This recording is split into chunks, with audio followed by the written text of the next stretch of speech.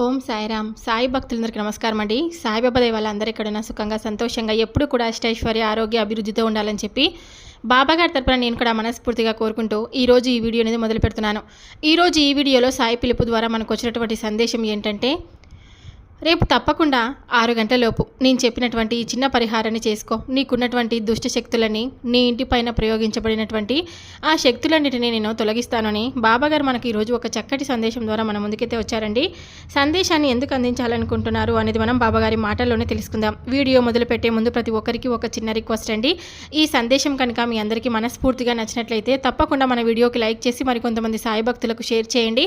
కొత్తగా మన ఛానల్ని ఎవరైనా చూస్తుంటే సబ్స్క్రైబ్ చేసుకొని నాకు సపోర్ట్ ఇవ్వండి. మీకు ఎలాంటి కష్టాలు సమస్యలు ఉన్నా కూడా నాకు కామెంట్ అయితే రాయండి మర్చిపోకుండా. తప్పకుండా నేను బాబాగారి గుడికి వెళ్ళినప్పుడల్లా మీ పేర్లు చదివి ప్రేరైతే చేయిస్తాను. ఈ బాబాగారి సందేశాన్ని వినే కన్నా ముందుగా చాలామంది ఎక్కడెక్కడో జాతకం అనేది చెప్పించుకుంటూ ఉంటారు కదండి. మనకున్నటువంటి సమస్యలను బట్టి ప్రతి ఒక్కరికి ఏదో ఒక సమస్య అనేది ఉంటుందన్నమాట. బాధలు కష్టాలు అనుభవిస్తూ ఉంటారు. ఆ సమస్యలన్నింటినీ ఎలా పరిష్కరించుకోవాలో అర్థం కాక ఎంతో సతమతం అయిపోతూ ఉంటారనమాట. షిరిడి సాయిబాబా ఆశీస్సులతో జాతకం చెప్తారండి ఈ గురువు గారు. ఉన్నది ఉన్నట్లుగా మన జీవితంలో మనం ఏ సమస్యనైతే ఎదుర్కొంటున్నామో శాశ్వత పరిష్కారం లభించేలాగా సమస్యలన్నిటికీ చేస్తారనమాట. గురువు గారి నెంబర్ వచ్చేసి 8333855161. మీకు ఫోన్ ద్వారానే జ్యోతిష్యం చెప్తారు. మీరు ఫోన్ చేస్తే చాలు, మీ సమస్యని ఉన్నది ఉన్నట్లుగా చెప్తే చాలు, సమస్యకు తగినటువంటి పరిష్కారం పూజలు పరిహారాల రూపంలో చాలా చక్కగా వివరిస్తారనమాట. ప్రేమ సమస్యలు, పెళ్లి సమస్యలు, మనోవేదన, శత్రు సమస్యలు, పిల్లల పొరపాట్లు, భార్యాభర్తల మధ్య సమస్యలు, ఇంకా అత్తకోడల మధ్య సమస్యలు, ధన సమస్యలు, విడాకులు, ఏదైనా సరే మీ జీవితంలో ఏ సమస్య ఉన్నా సరే గురువుగారికి నమ్మకంతో కాల్ చేయండి.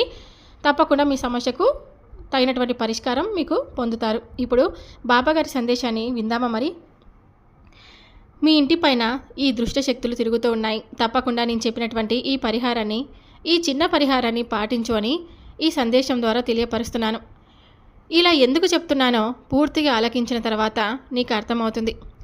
నీ అనుకున్న వాళ్ళే నీపై ఎన్నో రకాలైనటువంటి ప్రయోగాలను చేస్తున్నారు. అది చెడుగా. నువ్వు సంతోషపడుతుంటే నిన్ను చూసి ఓర్వలేకపోతున్నారు. నువ్వు ఎంతో ఆనందంతో తిరుగుతున్నా సరే నిన్ను ఇబ్బంది పాలు చేయాలని ఎప్పుడు కూడా వాళ్ళు కలలు కంటూ ఉంటారు. నువ్వు ఎలా నాశనమైతే చూడాలని నీ చుట్టూనే మంచిగా నటిస్తూ తిరుగుతూ, నీలో ఒక్కరిలో అంటే అందరిలో ఒక్కరిగా నీ చుట్టే తిరుగుతూ తప్పకుండా నిన్ను నాశనం చేయాలనే ఆలోచన తత్వాన్ని కలిగి ఉన్నారు. కాబట్టి అలాంటి దుష్ట శక్తులన్నిటినీ నేను తప్పకుండా నీ నుంచి తొలగిస్తాను. ఈ చిన్న పరిహారాన్ని పాటించు. తప్పకుండా నీకు అంతా కూడా మంచి జరుగుతుంది. నీ అనుకున్న వాళ్ళే నిన్ను మోసం చేస్తున్నారు. నిజమే కదా. మన చుట్టూ ఎంతోమంది మన అనుకున్న వాళ్ళు, మన స్నేహితులు కానీ బంధువులు కానీ మన చుట్టూ తిరుగుతూ ఉంటారు. మీరు సంతోషంగా ఉంటే నేను కూడా సంతోషంగా ఉంటాను అనే ఈ వ్యర్థపు మాటలు మనతో చెప్తూ ఉంటారు. అలాంటి మాటలన్నీ నువ్వు గుడ్డిగా నమ్మొద్దు. నీ దగ్గర ఉన్న అతి చెడ్డ లక్షణం ఏంటో తెలుసా? అతి మంచితనం అనేటువంటి చెడ్డ లక్షణం నీతో ఎక్కువగా ఉంది. ఆ చెడ్డ లక్షణాన్ని నువ్వు ముందుగా నీ మనసులో నుంచి తొలగించేసుకో. నీ అతి మంచితనం వలనే నీకు ఈ చెడు ప్రయోగాల వలన నీ మనసు ప్రశాంతంగా లేక కుటుంబంలో కానీ ఎంతో ఆందోళనతో ప్రతి ఒక్కరూ కూడా అలజడులతో జీవితాన్ని గడుపుతున్నారు. నిజం చెప్పాలంటే నీకు అన్నీ ఉన్నా ఎప్పుడు కూడా ఆ శని భగవానుడు నీకు తలపై కూర్చున్నట్లు నీకు అన్నీ ఉన్నా ఎప్పుడు కూడా నీకు ఇలాంటి కష్టాలు బాధలు తప్పడం లేదు. నువ్వు అనుకుంటూ ఉంటావు, అన్నీ ఉన్నా నేను ఎందుకు ఇలాంటి బాధను అనుభవిస్తున్నాను. ఏ ఒక్కరు ఏదో ఒక సమస్యతో సతమతమైపోతూ ఉంటారు. కానీ వారందరూ కూడా సంతోషంగా గడుపుతున్నట్లు నీకు అనిపిస్తూ ఉంటుంది. ప్రతి ఒక్కరికి సమస్యలుంటాయి, కష్టాలుంటాయి. పైకి చెప్పుకున్నవాడు సమస్యలు మనకు తెలుస్తాయి, చెప్పుకోలేని వారి సమస్యలు మనకు ఎలా తెలుస్తాయి? కాబట్టి నువ్వు ఎవరిని కూడా చూసి తేలికగా అనుకోవద్దు. అందరూ సంతోషంగా ఉన్నారు, నేను బాధపడుతూ ఉన్నాను అనేటువంటి లక్షణాన్ని మొదటిగా నీ మనసులోంచి తీసేసేయి. నీకు అన్నీ ఉన్నాయి. తినడానికి తిండి, కట్టుకోవడానికి దుస్తులు, నివసించడానికి ఒక మంచి ఇల్లు, అర్థం చేసుకునేటువంటి మీ బంధం, ఇంకా నీ కుటుంబం నీకు ఎప్పుడు కూడా అండగా ధైర్యంగా ఉంటుంది. కానీ నీకు అన్నీ ఉన్నా కూడా మనశ్శాంతి అనేది కరువైపోయి జీవితాన్ని గడపలేక ఎంతో సతమతమైపోతూ ఇక ఈ జీవితం నాకు ఎందుకు అనే విధంగా నీ మనసుకు అనిపిస్తూ ఉంటుంది. దానికి కారణం నీపై ప్రయోగించబడుతున్న ఆ దుష్ట శక్తులు. అవి ఎప్పుడు కూడా నీ చుట్టూ తిరుగుతూ ఉన్నప్పుడు నువ్వు ఎలా సంతోషంగా ఉండగలవు? ఒక్కసారి ఆలోచించు. వాటన్నిటినీ ముందుగా తొలగించేసుకో. నేను చెప్పినటువంటి ఈ పరిహారాన్ని పాటించు. ఒక ఎర్రటి వస్త్రాన్ని తీసుకో.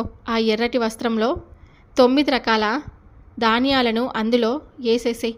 పసుపు, కుంకుమ ఆ ఎర్రటి వస్త్రంలో తప్పకుండా వెయ్యి.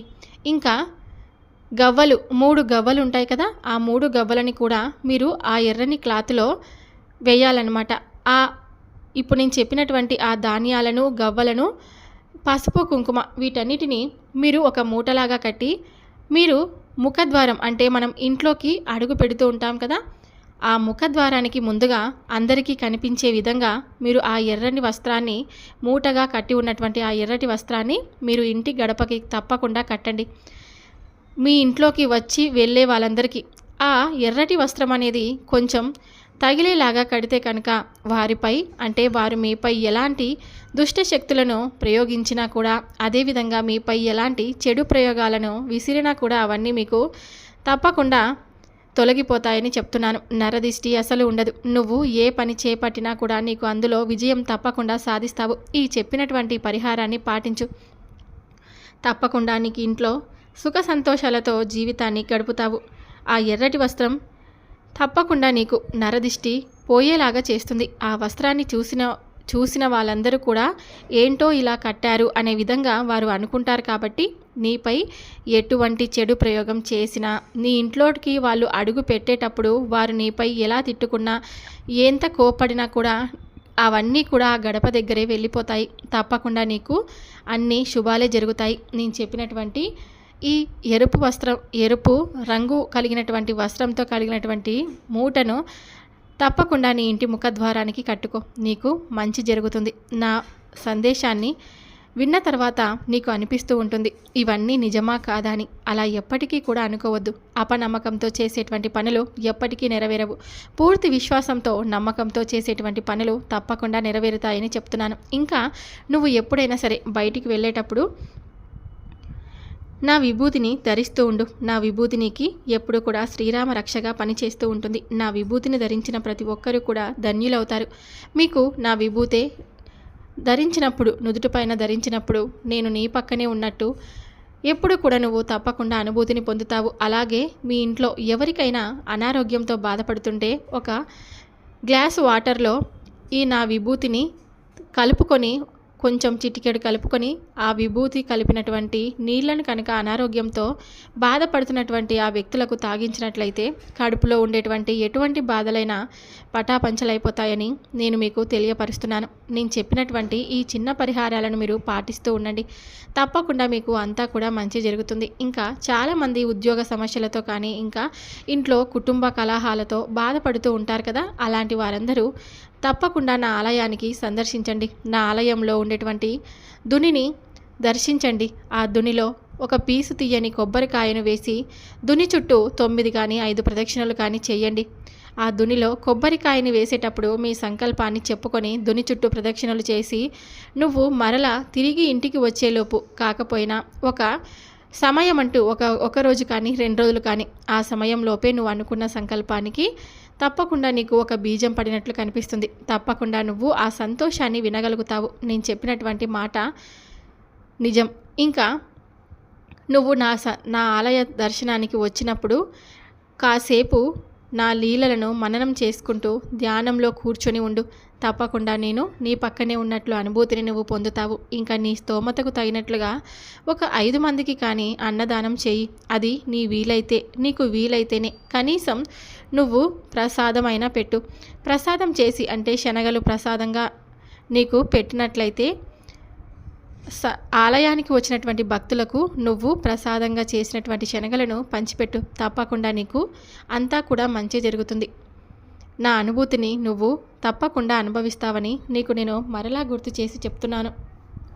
ఇంకా నువ్వు ఎప్పుడు కూడా ఏదో కోల్పోయిన దానిలా అలా బాధపడుతూ కూర్చుంటే ఈ పనులన్నీ ఎవరు చక్కబెడతారు? అసలు ప్రతి మనిషికి బాధలు, కష్టాలు అనేటివి ఉంటాయి.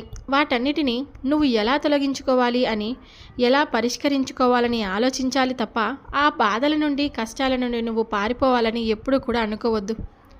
పారిపోయేలాగా అయితే నువ్వు అధైర్యంగా అక్కడే ఉంటావు. నువ్వు ఆ సమస్యలన్నిటినీ దూరం చేసుకోవాలని అనుకుంటే తప్పకుండా నువ్వు ధైర్యంగా ఉంటావు, ధైర్యంగా ఉండగలుగుతావు. ఎప్పుడు కూడా నువ్వు అనుకుంటూ ఉంటావు కదా, ఈ కష్టాలు, కన్నీళ్ళు, సమస్యలేంటి, అసలు జీవితమే ఒక్కసారిగా ముగిసిపోతే బాగుండు అని. అలా ఎప్పటికీ కూడా నువ్వు అనుకోవద్దు. మానవ జన్మ అంటేనే ఎంతో పవిత్రమైనది. ఎన్నో పుణ్య జన్మలు చేసిన కర్మ అంటే నువ్వు చేసినటువంటి ఆ చిన్న కర్మల వలన మనం బాధలను అనుభవిస్తూ ఉంటాము. ఈ మానవ జన్మ ఎత్తడానికి మనం ఎన్నో రకాలైనటువంటి పుణ్యకర్మలను చేస్తేనే మనకు మానవ జన్మ అనేది రూపుదిద్దుకుంటుంది. అలా ఆలోచించకుండా కష్టాలు, కన్నీళ్ళు, బాధలు ఇలా కుమిలిపోతున్న జీవితానికి నువ్వు వెంటనే విడిచిపెట్టి వెళ్ళిపోవాలని అనుకుంటే మాత్రం అది కేవలం నీ అపోహ అవుతుంది. అలా చేసినప్పుడు నువ్వు ఇంకా పాపపు కర్మను మూట కట్టుకొని ఆ ఆలోచనలను నీ మనసులోకి రానివద్దు. అలా ఆలోచిస్తేనే ఆ కర్మ నీకు ఇంకా ఎక్కువ అవుతుందని ఆలోచించు. ఈ బాబా నీకు ఎప్పుడు తోడుగా ఉన్నాడనే విషయాన్ని ఎప్పటికీ నువ్వు మర్చిపోవద్దు. జీవితంలో ఏ కష్టం వచ్చినా సరే నువ్వు నా ముందు చెప్పుకుంటూ ఉంటావు కదా, బాబా నాకు ఈ కష్టం తీరాలి, నేను ఈ కష్టం తీరితేనే సంతోషంగా ఉండగలను, అసలు నాకు ఈ కష్టాలే వద్దు అని నువ్వు రోజు నన్ను చెప్పుకుంటూ వాపోతున్నావు. ఎన్నో రకాలైనటువంటి కన్నీళ్లను ఎప్పుడూ కూడా నువ్వు చిందిస్తూ ఉన్నావు. ఇలా ఎప్పటికీ కూడా బాధపడద్దు. నీ జీవితంలో ఏది జరిగినా అంతా ఆ దైవానుగ్రహం వలనే జరుగుతుందనే విషయాన్ని నువ్వు గుర్తుంచుకొని ముందుకు నడువు. ఈ బాబా నీకు ఎప్పుడు కూడా సాయంగా, తోడుగా నీ పక్కనే ఉంటాడనే విషయాన్ని మర్చిపోవద్దు. ఎన్నో కలలు కంటున్నటువంటి నీ జీవితం అల్లకల్లోలంగా అయిపోతుందని బాధపడద్దు. నువ్వు కలలు కంటున్నటువంటి నీ జీవితాన్ని తప్పకుండా నీకు అందించే బాధ్యతను ఈ బాబా తీసుకున్నాడు. ఉద్యోగం రాలేదని మదన పడిపోతూ ఉండొద్దు. కష్టపడి చదువు. ఆ చదివిన తర్వాత ప్రతిఫలాన్ని భగవంతుడి ముందు పెట్టు. ఆ ప్రతిఫలాన్ని ఎప్పటికి కూడా నువ్వు ఆశించొద్దు. భగవంతుడు నీకు తప్పకుండా చదివినటువంటి చదువుకు నీకు మంచి ఉద్యోగాన్ని అందించి తీరుతాడు. ఎప్పుడు కూడా నువ్వు అపోహను పెంచుకోవద్దు. నాకు ఎవరూ లేరు, నేను ఒంటరి దానిని, ఈ కష్టాలను, కన్నీళ్లను ఎప్పుడు కూడా నేను ఇలా చిందించలేకపోతున్నాను, నాకంటూ ఎవరైనా ఉంటేనే కదా నాకు ఈ కష్టాలు తీరేది అని ఎప్పుడు కూడా బాధపడద్దు. నీకు ఎవరున్నా లేకపోయినా ఈ సాయి తండ్రి ఎప్పుడు నీకు తోడుగా ఉంటాడు. నువ్వు నన్ను ఏ బంధంలో నిలుపుకుంటే ఆ బంధంలో నీకు కొలువై ఉంటాను. నీ పక్కనే ఉండి, నీ వెన్నంటే ఉండి నిన్ను ఎప్పుడు కూడా రక్షిస్తూ తడుతూ ఉంటాను. జీవితం చాలా చిన్నది, అందులో మనం ఎలా జీవించామో అనేటువంటి విషయాలను నువ్వు జ్ఞప్తికి చేసుకుంటూ ఉండు. అనేక రకాలైనటువంటి సమస్యలను అనుభవిస్తూ ఉన్నావు కదా, ఇప్పటి నుంచి నీకు అంతా కూడా మంచి జరుగుతుంది. నాపై భారం మోపి నువ్వు ఏ పనినైనా మొదలు అనుకున్నప్పుడు నా నామస్మరణ చేసుకొని, లేకుంటే నీ ఇష్టదైవ నామస్మరణ చేసుకొని ఆ పనిని మొదలుపెట్టు. ఎలా జరగదో నేను చూస్తాను. నువ్వు మనస్ఫూర్తిగా నమ్మాలి. ఆ పని నేను చేయగలను అనేటువంటి ధైర్యాన్ని నీలో నువ్వు నింపుకోవాలి. అలా కాకుండా ఎప్పుడు కూడా భ్రమలో, ఊహల్లో బ్రతికిపోతూ పని చేసుకోకుండా నీకు ఉచితంగా ధనం రావాలంటే, అది ఎటువంటి ప్రయత్నం లేకుండా రావాలంటే ఎవరు కూడా ఏమీ చేయలేరు. మనం ఏదైనా కష్టపడి పని చేస్తేనే కదా మనకు ధనం వచ్చేది. ఆ వచ్చిన ధనంతో మనం ఇల్లు గడిపేది. అలా కాకుండా ఊరికే కూర్చొని గాల్లో దీపం పెట్టి వెలగాలంటే ఎలా వెలుగుతుంది? అందుకు నువ్వు తప్పకుండా తోడ్పడాలి. అంటే నీ చేతులను అడ్డుగా పెట్టినప్పుడే ఆ దీపం అనేది ఆరిపోకుండా దీపం ఎప్పుడు కూడా వెలుగుతూ ఉంటుంది. అలానే నువ్వు కూడా ఏ పనైనా చేసేటప్పుడు ఆ పనిలో పూర్తి విశ్వాసాన్ని, పూర్తి నమ్మకాన్ని కలిగి ఉండి నువ్వు దానికి తగినటువంటి శ్రమను చేస్తేనే కదా నీకు అందులో ఉండే ప్రతిఫలం నీకు లభించేది. అలా కాకుండా గాల్లో దీపం పెట్టి వెలిగే జీవితం కావాలంటే ఇంకా ఎలా వస్తుంది? ఒకసారి నువ్వే ఆలోచించు. ఎందుకు ఇలా అంటున్నానో అనేటువంటి విషయాన్ని నువ్వు గుర్తు చేసుకో. ఎందుకంటే ఇప్పటి కాలం అందరూ అంతే కదా, గాల్లో దీపం వెలిగించి మనకు మంచిగా వెలుతురు రావాలంటే ఎలా వస్తుంది? దానికి తగినటువంటి ప్రతిఫలాన్ని చేస్తేనే కదా మనకు అందులో వచ్చేది. ఎప్పుడు కూడా నువ్వు గుర్తుపెట్టుకో. ప్రతి విషయాన్ని జ్ఞప్తికి చేసుకుంటూ ఉండు. జీవితం చాలా చిన్నది, అందులో మనం ఎలా జీవించామో అనేటువంటి విషయాన్ని నువ్వు జ్ఞప్తికి చేసుకుంటూ ఉండు. ఒకరికి ఉందని నీకు లేదని బాధపడద్దు. ఉన్న దాంట్లోనే సంతృప్తిని వెతుక్కో. అందరికీ అన్నీ ఉండాలంటే ఆ భగవంతుడు మనం చేసినటువంటి కర్మలను పరీక్షలు పెట్టి మరి మనకు అలాంటి విధిరాతను రాస్తాడు. కాబట్టి నువ్వు ఈ జన్మలోనైనా ఎటువంటి పాపాలు చేయకుండా, ఎవరిని బాధ పెట్టకుండా జీవించు. తప్పకుండా నీకు మరుజన్మ ఉంటే నువ్వు ఎలాంటి కష్టాలు లేకుండా, ఎలాంటి సమస్యలు లేకుండా జీవితాన్ని చక్కగా గడుపుతావు. నువ్వు అనుకుంటూ ఉంటావు కదా, వారందరూ సంతోషంగా ఉన్నారు అని. వారు గత జన్మలో చేసినటువంటి పుణ్యఫలాల వలన వారికి ఆ రాత అనేది అలా వచ్చింటుందని అర్థం చేసుకో. నువ్వు ఇలా కష్టాన్ని అనుభవిస్తున్నప్పుడు నువ్వు ఎప్పుడు కూడా అనుకుంటూ ఉంటావు కదా, జీవితం చాలా చిన్నది బాబా. అందులో నేను ఎలా బ్రతకాలి? ఎప్పుడు ఇలా సంతోషంగా ఉండాలి? నా జీవితం ఎప్పుడు ఇలా మారుతుంది? నేను ఇంతకి సంతోషంగా ఉండగలనా? అందరూ బాగున్నారు, అందులో నేను ఎందుకు లేను? అందరూ మంచిగా ఎవరి బంధంతో వాళ్ళు సంతోషంగా ఉన్నారు, పిల్ల పాపలతో కలకలలాడుతూ ఉన్నారు. కానీ నా జీవితమే ఇలా ఎందుకు తయారైంది? అసలు నేను చేసినటువంటి కర్మ ఏమిటి? తెలిసి తెలియక ఎవరిని కూడా బాధ పెట్టింది లేదు. నా మాటలతో నా చేతులతో ఎవరిని హింసించింది లేదు. అసలు ఒకరిని కన్నెత్తి చూసినటువంటి పాపానికి కూడా నేను పోనే. అయినా కూడా నాకు ఎవరి జోలికి పోకుండా కూడా నాకు ఇలాంటి జీవితాన్ని ఎందుకు ఇచ్చారు? ఇలాంటి కష్టాలు కన్నీళ్ళు ఎప్పుడూ నా జీవితంలో ఇంకా నేను గడుపుతూ ఉండాలా? ఎవరిని ఎప్పుడు బాధ పెట్టిన నాకు ఇలాంటి బాధను ఎందుకు ఇచ్చారని పదే పదే నువ్వు నన్ను చూసి అడుగుతూ ఉన్నావు కదమ్మా. నేను చెప్పినటువంటి సమాధానాలన్నీ చక్కగా గుర్తు చేసుకో. నేను ఎప్పుడు కూడా చెప్తూనే ఉంటాను కదా, కర్మ అనేది మనల్ని ఎప్పుడు వెంటాడుతూ ఉంటుంది. అది మంచిదైనా చెడుదైనా. మంచి కర్మలు ఎప్పుడు కూడా మంచి ఫలితాన్ని ఇస్తాయి. చెడు కర్మలు ఎప్పుడు కూడా బాధను, దుఃఖాన్ని, చెడుని మనకు తిరిగి ఇస్తాయి. కాబట్టి నువ్వు చేసేటువంటి కర్మలపైనే నీ జీవితం ఆధారపడి ఉంటుందనే విషయాన్ని నువ్వు గుర్తుకు చేసుకొని జీవితాన్ని గడుపు. అలా కాకుండా ఎప్పుడూ కూడా నాకే ఇన్ని కష్టాలు, నాకే ఇన్ని బాధలు, ఈ జీవితాన్ని నేను గడపలేను, అసలు నాకు ఈ జీవితమే వద్దు అని నువ్వు అనుకుంటే ఎలా చెప్పు? అలా ఎప్పటికీ కూడా అనుకోవద్దు. జీవితంలో ప్రతి ఒక్కరికి కష్టాలు, బాధలు అన్నీ ఉంటాయి. వాటిని మనం అనుభవించాలి. అలా అనుభవించిన నాడు నీకు జీవితం చాలా ఆనందంగా కనిపిస్తుంది. బాధపడొద్దు. ఇంతవరకు బాధపడింది చాలు. ఇకపై నువ్వు నీ జీవితాన్ని ఎలా గడపాలి అనేటువంటి విషయాన్ని జ్ఞప్తికి చేసుకొని జీవితాన్ని ముందుకు కొనసాగించు. పక్క వారిని చూసి నీ జీవితాన్ని ఎప్పుడు కూడా పోల్చుకోవద్దు. ఎందుకంటే దూరపు కొండలు నునుపుగానే కనిపిస్తాయి. దగ్గరికి వెళ్ళి చూస్తేనే కదా వాటి కరుకుదనం మనకు కనిపించేది. దూరంగా ఉండి అందరూ సంతోషంగా ఉన్నారు అనేటువంటి విషయాన్ని నువ్వు అపోహ పడుతున్నావే తప్ప వారి ఇంట్లోకి వెళ్ళి వారి కుటుంబ సమస్యలన్నిటినీ నువ్వు ఎప్పుడూ కూడా అడగలేదు కదా. అందుకే నువ్వు భ్రమపడిపోతూ ఉంటావు. అందరికీ కష్టాలు లేవు, నాకొక్కనికే ఉన్నాయి అని. అలా ఎప్పటికీ కూడా అనుకోవద్దు. కష్టం లేనటువంటి జీవి ప్రపంచంలో ఎవరూ లేరు. అన్నీ ఉన్నా ఏదో ఒక చిన్న వెలితిగా వాళ్ళ జీవితం కొనసాగిస్తూ ఉంటారు. నీకు కూడా కష్టం ఉంది, నీకు కూడా సమస్యలు ఉన్నాయి, నేను ఒప్పుకుంటాను. కానీ ఎదుటివారికి అన్నీ సంతోషాలే అంటే మాత్రం నేను ఒప్పుకోను. ప్రతి ఒక్కరూ కష్టాన్ని ఏదో ఒక చిన్న విషయంలో అనుభవిస్తూ ఉంటారు. వారికి ఏదో తెలియని ఒక చిన్న లోటు తప్పకుండా కనిపిస్తూ ఉంటుంది. నువ్వు వాటన్నిటినీ పట్టించుకోకుండా జీవితంలో ముందుకు వెళతావని అనుకుంటున్నాను. ఇంకా నీకు నచ్చినటువంటి ఉద్యోగం రాలేదని, నీకు నచ్చినటువంటి వ్యాపారం చేయలేదని బాధపడద్దు.